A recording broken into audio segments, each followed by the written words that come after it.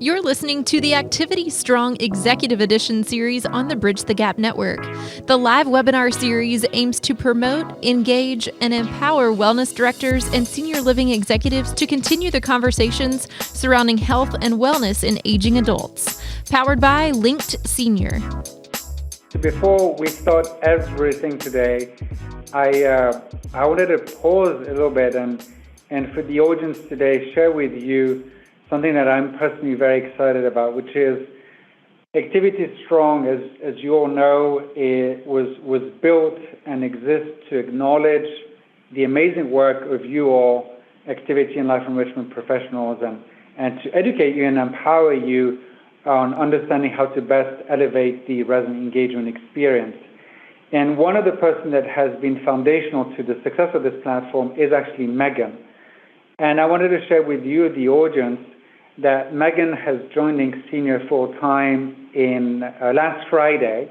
And so we're very excited about that at Link Senior. You know, I've known Megan for years.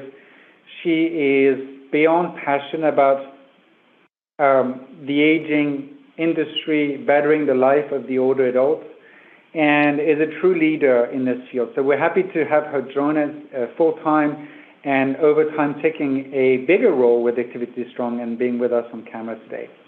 So Megan, thank you for the work that you do. Excited for what we're going to be doing in the future. So as I said, Activity Strong was built with the idea of acknowledging, empowering, and educating professionals in the senior living industry. This is part of our Resident Engagement Professional Edition. And two things today, as always. As you know, our chat gets very busy, so please, if you have any specific questions for our amazing speaker today, please make sure to have it in the Q&A piece of Zoom. The chat, as you know, gets very busy. And so today we're going to be talking about social services and life enrichment, equation equals success, how to collaborate for resident social wellness. And we're joined by Janean Kinzie, who's the Director of Social Services and Enrichment at American Senior Communities. Before we get started, just a quick word of introduction.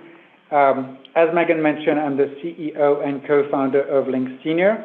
I've been lucky. I've always believed that all people are cool, and as importantly, our industry, senior living industry, is quote-unquote activity strong. These are values at Link Senior that we really believe in. So 7 years ago, we started this campaign called Old People Are Cool. For a number of reasons. Probably the biggest one is that we're just not big fans of this idea of segregation based on age. And it's also a fun thing to talk about. It's a healthy discussion to discuss that, to share that. And then, as I mentioned, when the pandemic started, we started this initiative in partnership with Activity Connection, NAP, and NCAP. A little bit about Link Senior, the company that I co-founded. We are a resident engagement platform for senior living. We're based in Washington, D.C., and we're very lucky, like we've been doing amazing work, and we now touch the lives of 45,000 residents across the U.S. and Canada. And so we serve independent living, assisted living, memory care, and nursing homes, including the ones from American Senior Communities. So Janean, thank you so much for this partnership. We're proud of that partnership and just thankful of being able to work with you and your teams. The platform we provide just helps organizations further their work in terms of resident engagement. So there is a component on the left-hand side where we empower all of our team members to save time and engage residents. And obviously we have a lot of data. So this is what we provide in the middle here, a management tool in the form of a dashboard. And we really believe in the work that is, quote-unquote, evidence-based. So our work was published in a peer-reviewed journal in 2019, where we've shown amazing outcomes, for example, reduction of antipsychotics or helping people through behavior expression. But obviously one big thing these days is increasing social engagement. So with that being said, a little bit of background. Let me get into the introduction of our speaker today. And I was thinking a little bit of how to best introduce Janean's presentation, a little bit of her work. And I thought about this quote that I really like, which is that, I'm sure that some of you might know the work of Abraham Maslow. He came up with this idea, the pyramid of needs, right? Hierarchy of needs. And he has this quote that really applies to the field, to the senior living field, the senior care field, which is that a musician must make music, an artist must paint, a poet must write. If he or she is to be ultimately at peace with himself or herself, what a man, woman can be, he or she must be. And I think that when I think about this partnership of social services and activities, that is what we professionals in senior living seek to do, right? Is to help our elders, our residents, find purpose every day. And the more we have this team approach, as Janean is going to share with us, the more we can help our elders be who they must be. And so this is why I'm extremely excited to, again, introduce you to Janean, who is the Director of Social Wellness and Enrichment at American Senior Communities. And just for the little story, I've known Janean for, I think, more than 5 years now, so it's been a true pleasure to work with you, Janean. I've personally learned from you a lot.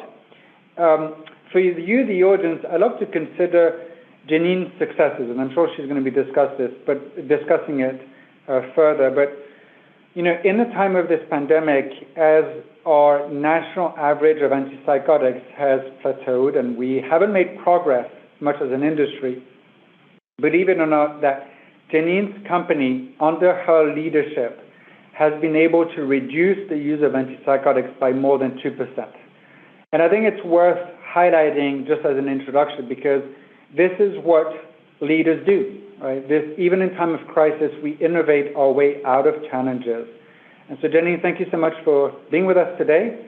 I'll let you take it over from here, but thank you for the work that you do, and I'm patient for this presentation.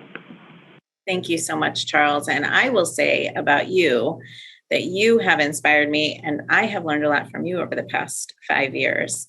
I tell everyone that I am absolutely a social worker by training, by degree. And so learning about life enrichment and social enrichment has been a real evolution for me. And I learned a lot from you. So thank you for your partnership too. Thanks, Janean. So it's great to be with everybody. It's great to see so many ASC folks on the webinar. So big shout out to you guys for joining us. So we will go ahead and get started. And I want to talk to you about this collaboration, because really when we talk about it, it really is derived from my position here at ASC, where I help to oversee both social services and activities and memory care.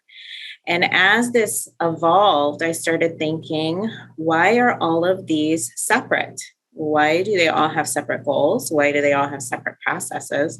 It really has much more in common than difference. And so trying to reimagine this as true social wellness. So what we'll talk about today is how to collaborate, especially with social services, but we're going to talk a lot about how to collaborate with your team as well.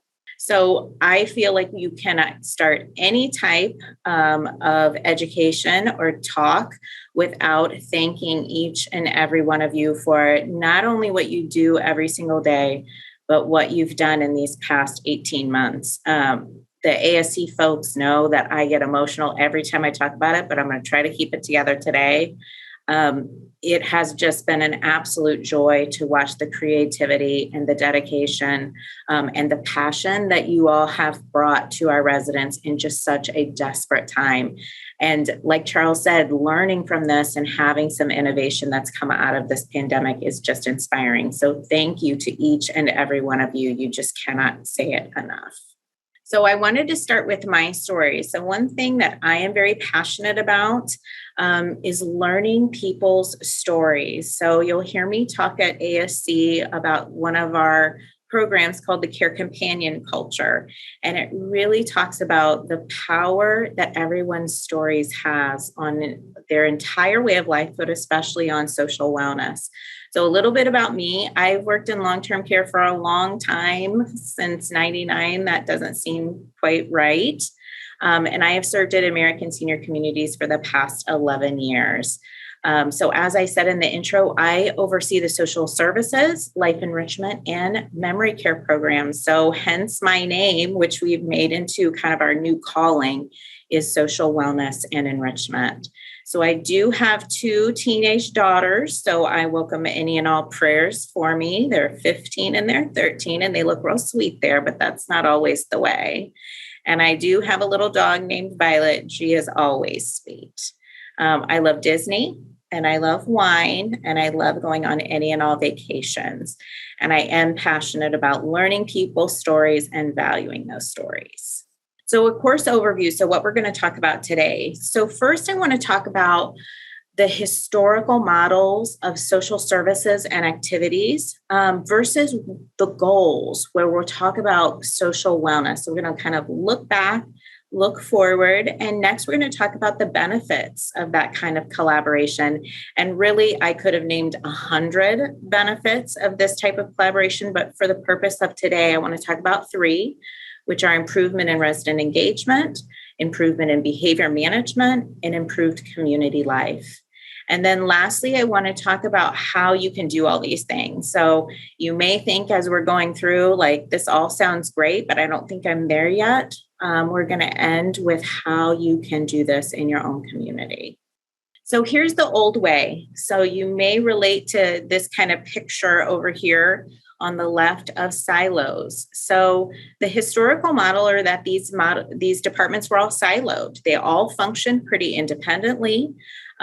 Each department had different goals that many times were conflicting. And I don't know if any of you feel that, but I remember feeling that when I was in the building, that nursing was over here with their goal of fall prevention or wound prevention or, these kind of things. And I was over here with wanting to, have people be engaged, have people be up. And so many times it felt like everyone was siloed with different goals and different functions. I don't know if you felt this, but I definitely remember feeling that activities were viewed as entertainers, have to keep the residents entertained. And that was the function. In that historical way. And then social services managed behaviors in a bubble. So when I was in the building, if there was a behavior, everybody kind of looked down the table at me, and I went back to my office and I figured it out the best I could. So we really lost all of those things that we know now are so important about assessment and root cause. And certainly I was not looking at activities as a primary intervention when it came to behavior management. So looking at what the vision is, go back one more for me, Charles. So what's that vision? And it really is social wellness. So combining these 2 departments into one, that the goal is the prioritization of resident wellness. So everyone looks at how they contribute to that goal. So certainly our nursing partners and collaborators look at someone's physical wellness, their medical wellness. We're looking at emotional wellness and social wellness, but we look at this in a holistic and team-based way. And then that social services and activities department merging into one as social wellness with strong collaboration, goals, and approaches that we will talk more about. So I just had a quick question about this, because I know that at the end of your presentation, you're going to talk about how somebody like the audience can get started. But based on your experience, is this something that most of the time is initiated by social services or by activities or leadership? Like, what's the first step for an organization to embrace that? Because it's a big change, right? Like, to embrace that change. I think the first and the most attainable step is that social services and activities partnership. You guys are very close already. Most have a great relationship. The goals are so similar that if you can team up in the beginning, engaging that team becomes much more attainable. So the other goal when we talk about our vision is not just this collaboration, but really an evolution of person-centered care. So looking at that old model of activities as entertainment and evolving it to life enrichment and social enrichment.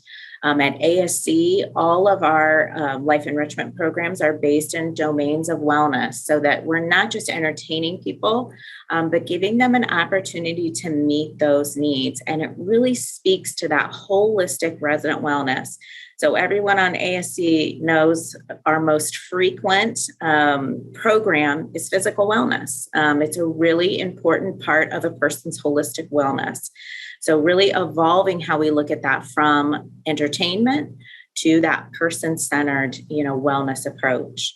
It also is looking at how each individual prefers to be engaged. So when you look at things in that old way of it's entertainment, that everybody knows works for me. I like those big groups and the big parties, but it does not work for everybody, especially younger residents that we are admitting many times don't enjoy that group aspect. So if we look at that historical model of how many parties can I throw or how big of a bingo can I put together, we really are missing that person-centered basis for social enrichment. And then, as I said, one of the things that I'm the most passionate about is this care companion culture, where we recognize that priority of making relationships and connections with people kind of above all else. That is the priority. And when we do that, we help to kind of balance those scales between emotional wellness and medical wellness. So if I asked all of you guys, is emotional wellness and mental wellness as important as, medical and physical wellness? I think everybody would say yes, of course it is. Everything we read, all the research says that is as an important component of our whole wellness as just focusing on physical and medical. But how do we show that? Like if you think about the time, the resources that we spend in our care settings, it is very unbalanced. It is very much tending towards a more medical model, focusing on the physical portion instead of that emotional and social wellness. So this type of approach, that person-centered care companion type culture, balances those scales to make sure that we're saying that those are equally as important, if not more so important. I think one lesson that we've learned from these past 18 months is the really tragic side effects of ignoring emotional and social wellness. So, and I realized that people made the best decisions that they thought they had to in the time, but we really saw such devastation to our residents when we took away some of those emotional and social supports that they had. So this really is a great time to kind of reinvigorate, especially when we talk about collaboration with your teams and with social services, particularly as your partners. So how does collaboration help? And again, we could fill up probably 5 slides with how much collaboration would help us, as professionals and our residents. So we'll just pick 3, and we're going to talk about resident engagement. We're going to talk about behavior management, which is another one of my favorites. So I will try not to go too heavy down the behavior management path, but it is a passion of mine. And then improvement in overall community life. So let's start with resident engagement. So I want to frame this conversation through the last 18 months in the pandemic. And this first one, that's more buy-in equals more hands equals more resident engagement. And you guys all had to do some sort of innovation to keep your engagement going with all of our restrictions. And I'm going to tell you what we did. So our care companion culture, involves department heads who are assigned to a group of residents.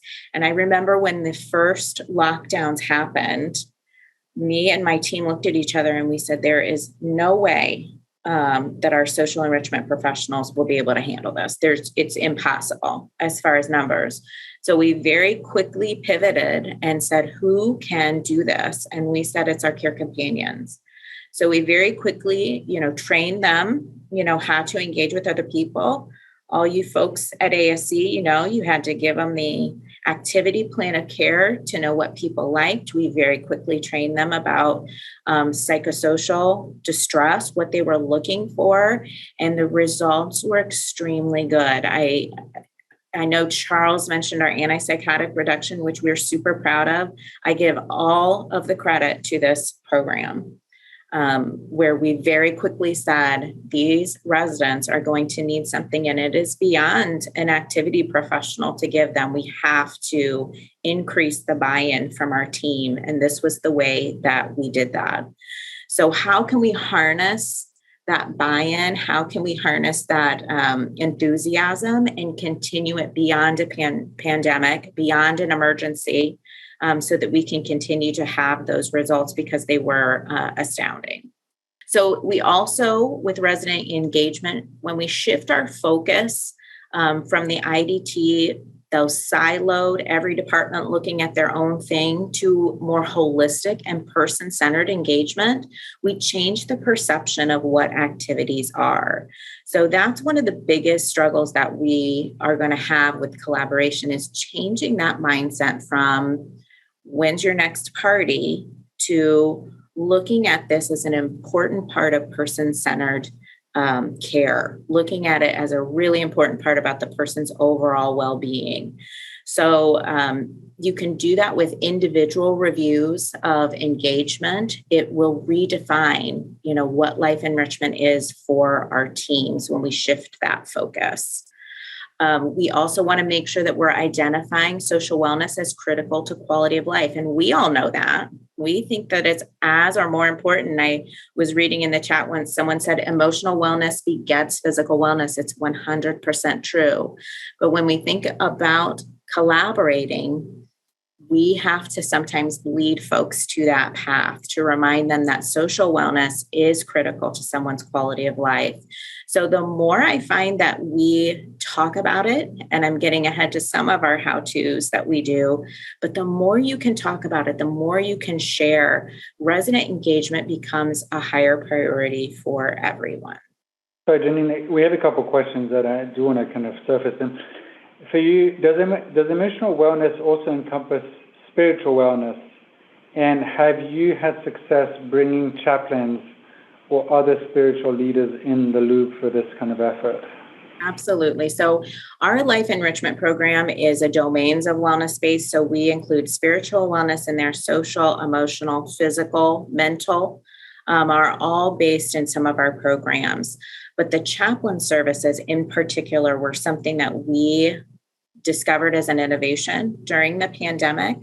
So we had workforce chaplains that came in and worked with our residents, but also worked with our staff. And so that is something that we've kept and plan to keep after the pandemic. But absolutely, that was something that is critical, is that spiritual wellness component.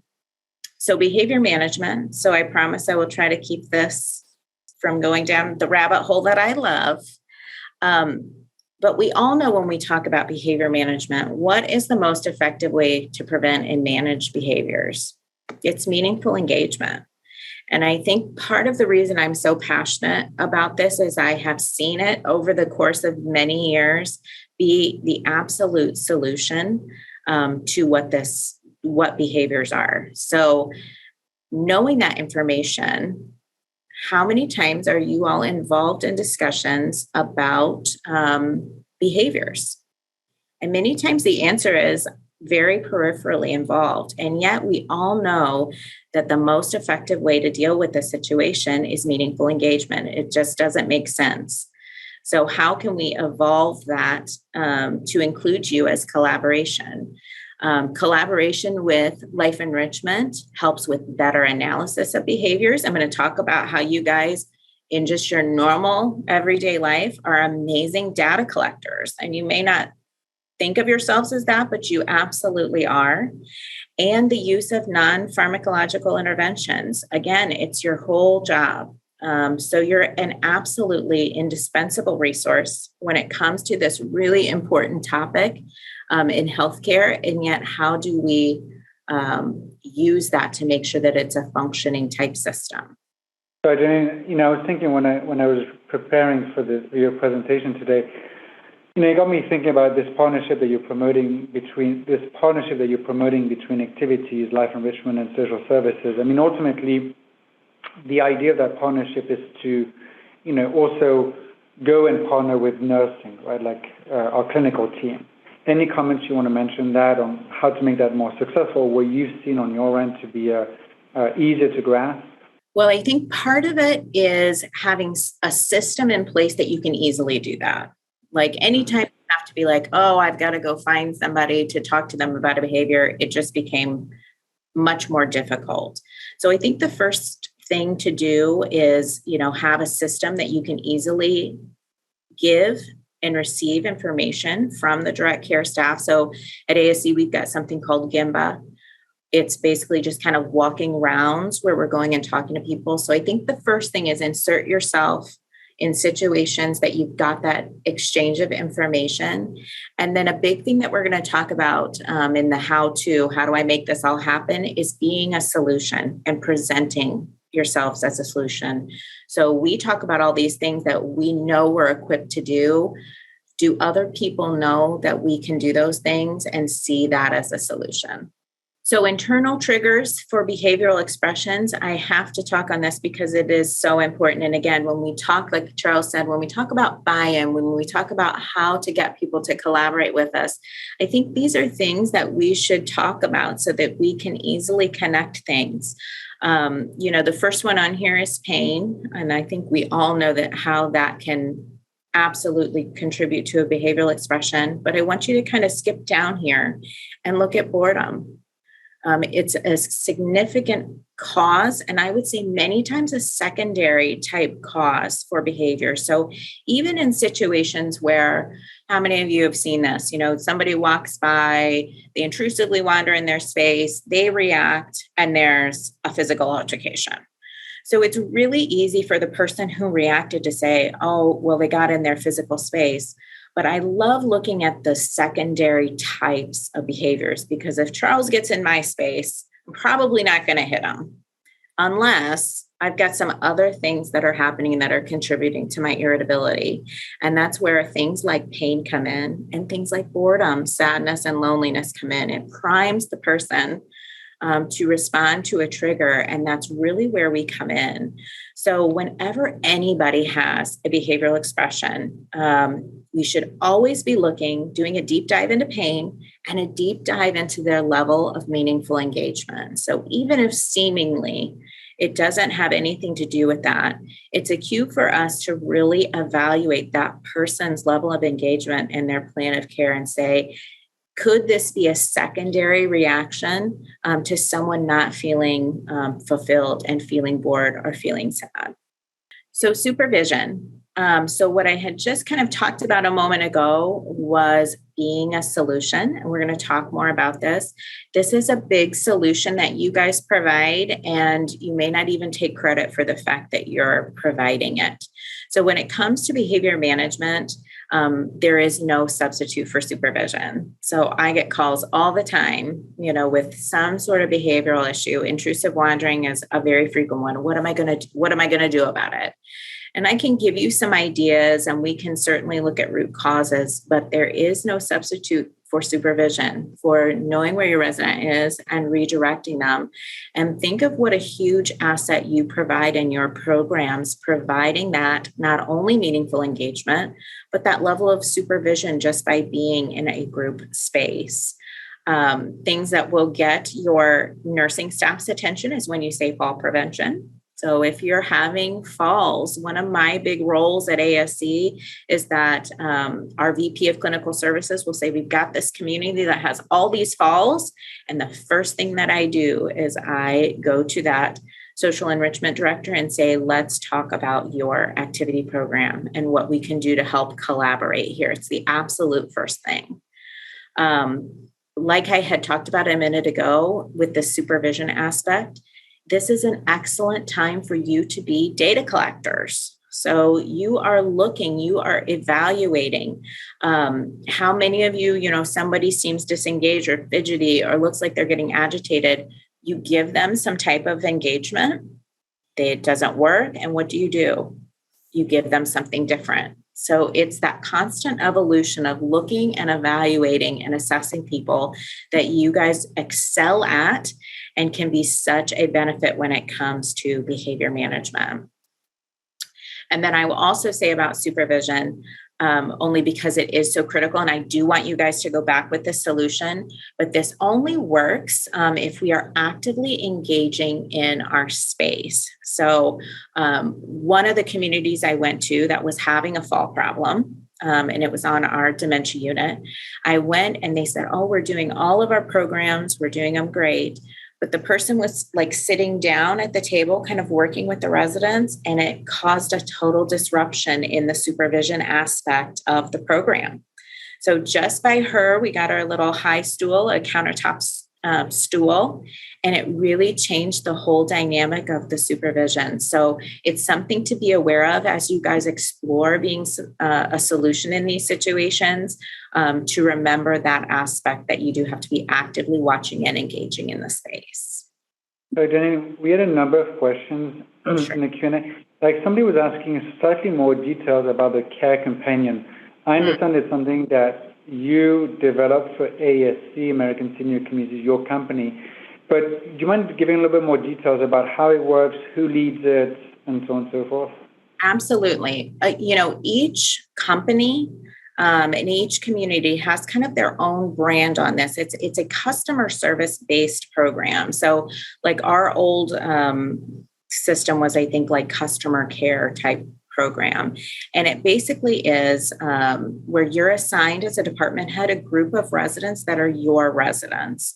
And you go and check on them. You make sure that their concerns are resolved. And what we did with the Care Companion is our old program, and you may feel this way too about your program that you have in your community. It was very task oriented.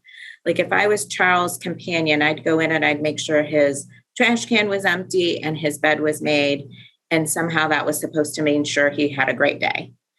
And we just felt like there was a real disconnect between that task type base that might work at like Target, if you go and make sure the store's right, but it didn't work for us, in our space. So the way that we changed it really was we kept the model, which was, as a department head, you had this group, but we changed it to focus on connections, relationships, finding out about you, making sure that my interactions with you focused on who you were. So if you were my care companion, you would talk to me about my daughters, and my dog, and when the last time I went to Disney was. So that's what the care companion is. So each company has something similar that you can kind of tweak with those person-centered editions. And I guess I have a question about that. So in each community, who's the owner of that care companion model? So say, we have residents that move in and move out, like that update of that process, is that social services? Like who leads that? The administrator. The administrator. That was a big change that we made because it used to not be that way. It used to be that it was a social worker. We used to have a customer care coordinator who might do that. We might assign it to someone else. And we felt that if this was as important of a program as we said it was, that it had to be the administrator. Yeah. So that's a big change for us, but that's who owns this program. Okay. Yeah, I guess it's great to have the buy-in and the leadership on that. So as we talk about how meaningful engagement can help, I wanted to draw your attention to kind of three things. Because again, when you go back and propose solutions, these are three things that you can really look at when it comes to behavior management. And the first one is time of activities. So your IDT and especially social services should always have an awareness of what the trends are when it comes to the times that behaviors are happening. And we can use those trends to plan activities. So sometimes we do the opposite of this. So we look at behaviors that happen in the evening time. You often see an increase in anxiety from our residents when that happens. There's a lot of care being provided that sometimes can cause distress. And yet, how many of our programs extend into those times? So sometimes it's more feasible than others to add those activity programs during those times, but it's definitely something to be aware of and be constantly evaluating in this new partnership that you're going to have. That should be part of the dialogue that you have. And then next is location of activities. Now, this is something that I think everybody had to be very good at during COVID. So we couldn't have everything in the big dining rooms anymore, in the big activity rooms. We really had to look at where we could engage our residents. So that is something definitely that I would say we should keep as we evolve out of this pandemic. So one of my favorites was the hallway activities. We did that absolutely out of necessity. There was no place else to engage. But I don't know if you found what we found, which was all of a sudden more residents started participating because they didn't have to get dressed and come down and be with a bunch of people. They just had to go to their doorway. So that was a really interesting phenomenon. If you had something similar, think about how you can keep that even when you don't have to. I think about some of the classic that I hope we're doing away with some now, these big nurses stations where we pile the residents around there. And then we're really shocked when residents start hitting each other. And so that's a really good time to look at the location that, either we've got to clear those residents away from that nurses station and get them involved in activity, or maybe you should do an activity at the nurses station. So really rethinking those traditional places that we hold activities. And then my last plug here is about mealtimes. So mealtimes, anytime you trend behavioral issues, there's always this plague around mealtimes of people getting agitated, people yelling out. In worst case scenarios, they start hitting each other. And if you really think about that trigger sheet that we put up before, we're ticking a lot of those boxes. People are hungry. They're irritable. It's sometimes loud. There's nothing going on, so they might be bored. And then throw into it that mealtime is a big task for a lot of our residents, especially with dementia. We're asking a lot of them to sit still, to eat, to focus on something for a long period of time. So that's a great time to look at a pre-meal activity. It absolutely changes the dynamic. It kind of goes back to this whole initial what prevents and manages behaviors, meaningful engagement. If you do an activity at pre-meal, you'll be shocked at kind of how it changes the dynamic. It's a good experiment if it's not something you've done before, and if you struggle with behaviors in that dining room. There's so many questions, I just don't know how to prioritize. I'll just take one or two here. One question that came up several times is, I know that you work you support memory care and long-term care. What are the biggest differences that you've seen in these different levels of care? There's way more similarities than there are differences. So I will say that going into it, I would say the biggest difference is that person-centered diversity when it comes to what someone's looking for meaningful engagement. I think when you look in traditional long-term care, you tend to see a lot of people who very much prefer independently based activities, who don't benefit or want to participate in groups. And so it does have a very different set of challenges for a social enrichment director that potentially a memory care leader might not have, whose primary focus is groups and it's very structured and things like that. So that is one of the biggest differences, but there are a lot of similarities. We rolled out our new social enrichment program during the pandemic, which when I look back at that sounds crazy, but we did it because we thought it was really important. But we modeled our program off of memory care because we wanted to acknowledge that those domains of wellness are the same for humans. And that many things don't change. Many things change when folks get dementia and have to live with that disease, but many things stay the same. So we modeled a lot of it to be similar, but that's probably for me the biggest difference is there's much more diversity in how to meaningfully engage that population. So I think you guys have seen what valuable resource you bring when it comes to behavior management. So now how can you use your knowledge of each resident to contribute to managing and preventing behavioral expressions? So you can absolutely answer these questions. What does each resident find meaningful? You know that information. How can you participate in the conversation? So I think that's the biggest part. You have the answers. How can you participate in the conversation without it being overwhelming? So we'll talk about that when we get to the how-tos, but think process-wise too. Like I said earlier, if you have to go out of your way or make a special trip, things will get lost. So we'll talk about that, how you can make kind of touch points. And then what kind of education can you give to the staff?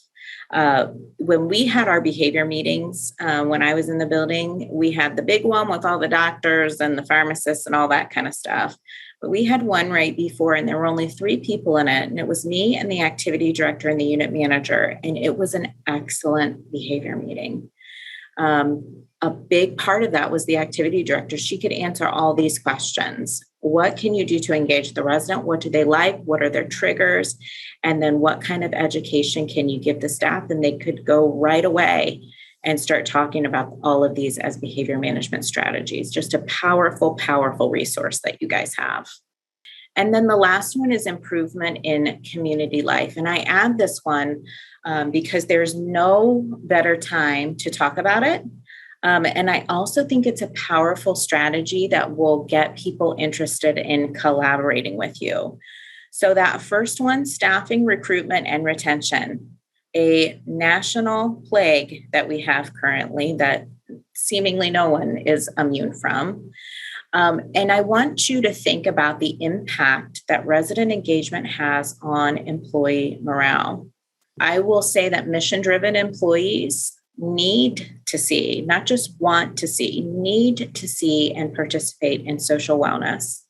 So look at the picture, and I will tell you that all the pictures from this deck are from ASC. So I'm going to talk a little bit about that at the end where I collect these, but look at that group of employees. They're happy, they're excited to be at work.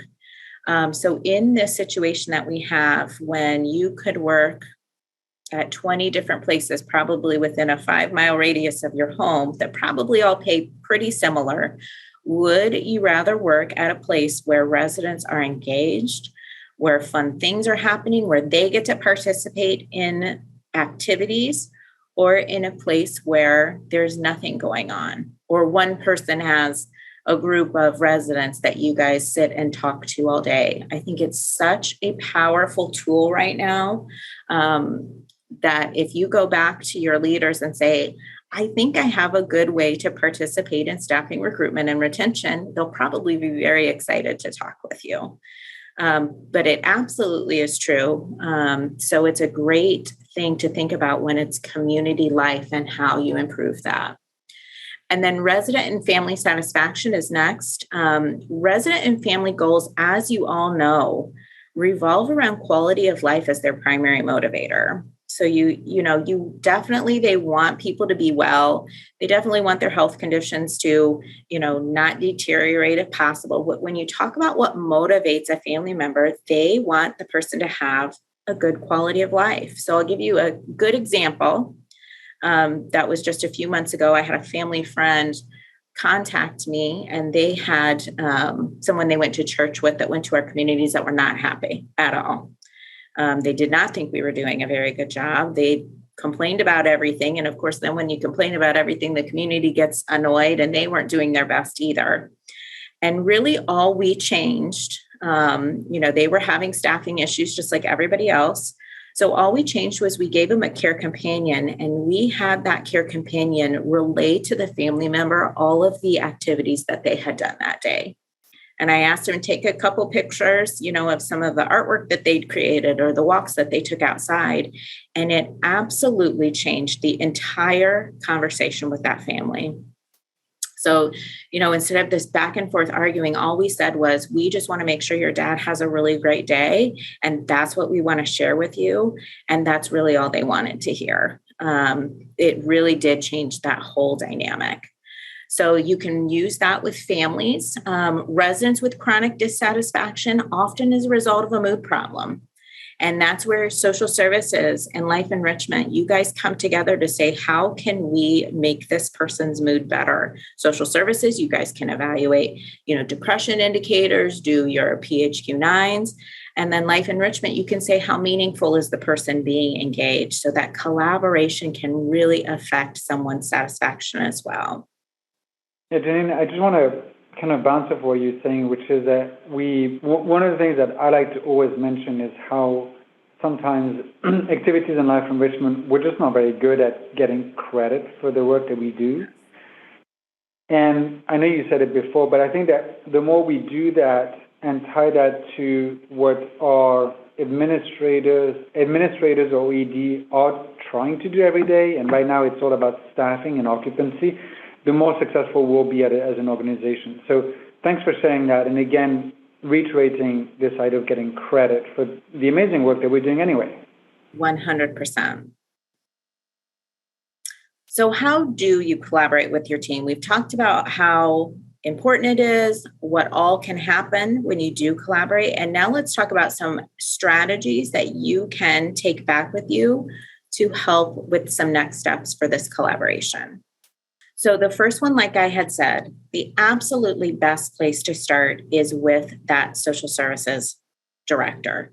So this is actually two of my faves here at Maple Park Village. This is a social worker and an activity director, and they're collaborating on, I think this was a birthday dinner that they were giving to one of our residents. But they're the best person to start with as far as a partnership. So you want to start by scheduling touch points for collaborations that help support your goals. So I don't want the takeaway that you guys have to go like invest hours of your time sitting in a clinical or morning meeting that you wouldn't normally be in. So is it after that meeting, you guys have a touch point? Is there anything that you guys discussed that you need help with today, or things like that? Behavior meetings I talked about, you should absolutely be involved in those behavior meetings. You are an invaluable resource when it comes to that process. So that's a definite that you should start with, I would say, immediately. And then do you need scheduled times during the week where you and social services sit down and collaborate? Talk about the week, talk about residents that you're worried with, talk about concerns that each of you have. So if you schedule those, you will start to see that kind of collaboration come together. So it does feel very forced at first, especially if this is not something that you're used to. But that's why I say, make sure you schedule it, put times on your calendar, very systematic times that you touch base with that other individual. And then I love setting goals for success, because sometimes it can feel like you're investing all this time, and do you see payoff? So set some goals between the two of you. Is it you want to start tracking the number of behavioral expressions that you have to see where you can make an impact? I like to use linked senior utilization. You can look at that as a community as a whole. You can look at it by resident. I love looking at that utilization because for me, it mirrors how much we're prioritizing engagement. So you can look at something like that. That's a metric that you can set a goal for. It could be improvement in your program. So you could start looking at the number of residents that are participating in your program. And start setting a goal for that. And then mood indicators. You guys could set goals, but I think it's important for you guys to get on the same page and set some goals that are important for both of you and see what you can achieve. So here's your IDT, and we talked a lot about this, is be a solution. So you can go back to your IDTs and identify ways that you can be a solution for resident wellness, and then ask them to assist you with that execution. So we talked about fall prevention. Weight loss has been a huge one for us at ASC. It's probably the area that we struggled with most during the pandemic, as we saw rampant numbers of weight loss. So that collaboration to encourage, nutritious snacks. Who are residents that we're worried about that we can, encourage to go to these activities where we can encourage that type of intakes? That can be super powerful. Staffing, we talked about recruitment and retention.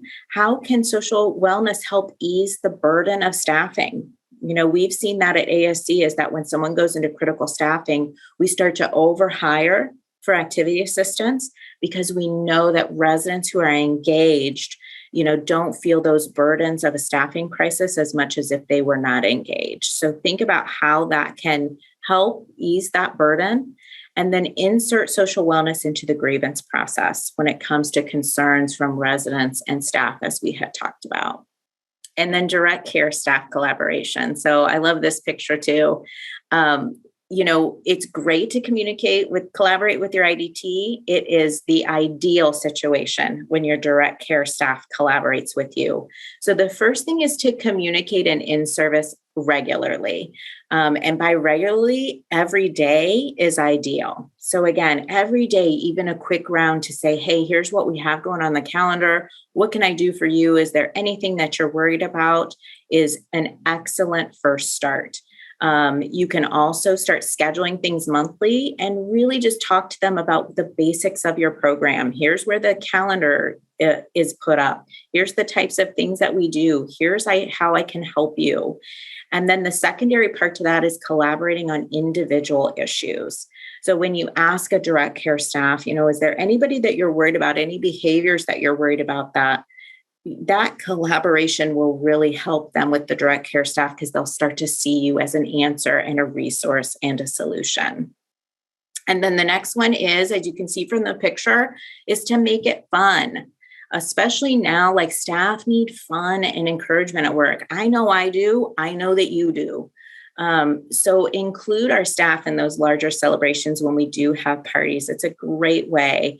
And then think of like creative ways to kind of bridge that collaboration. So I loved giving out like little tickets when people brought residents to an activity, and then you do a drawing for something fun. Highlight individual staff members' talents. So you can see this lady singing. So maybe you can highlight her in one of your programs. And then here's what Charles was talking about bragging, promoting yourself, sharing what you do. So this is one of my favorite parts of our new program. It's called Wellness Spotlights. That's where I got all of these pictures, where you share the great things that you're doing. And it does a lot of things, but one of them is it does inspire others. I know that there are people at ASC that will wait until Friday afternoon to get my email where I share all the amazing things that you guys have done all week, because it's an inspiration to them after a really long week. So the more that you can share your successes, it helps people prioritize engagement. It helps them remember that social wellness is really important. So this is a practice that I really would encourage you. It's quick, it's easy, but it's a really inspirational way that helps people remember that this is important and a priority. And Charles, I think I'm right at time. So I don't know if we have any questions. Well, let me just say that we have tons of questions. So we did address some of them as you spoke.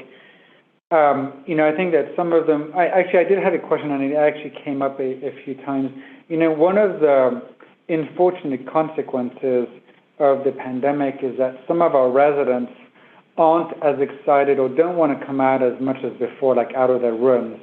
And I was wondering if you had any kind of, you've seen something to be more successful than others, any advice there?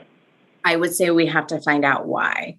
So we've had some times where they have not wanted to come out, and it's because they were scared. So in that situation, we really looked at what our infection control processes were. We made sure that the labels were on the floor, that we fully enforced that everyone was in the right PPE, that we were socially distanced. So I think you've got to find out why. We had another community that wasn't the case. It was that they didn't want to come out. It wasn't interesting to them. They had discovered all this cool stuff to do in their room, and that was not interesting. So then that became changing the types of programs that we offered. So I think that is a common phenomenon that has happened, but I think there are varying reasons why that's occurred. So the first is to find out why people feel that way. Thanks, Janine. I think the best thing I could do is probably share your contact here on this slide for everyone to ask that question, because there were many questions about the dynamics of your care program. Some of them had to do with, and I think we addressed them, but people were asking if you had locations that were still going through the pandemic, like COVID, and you do, right? You still have COVID, and okay.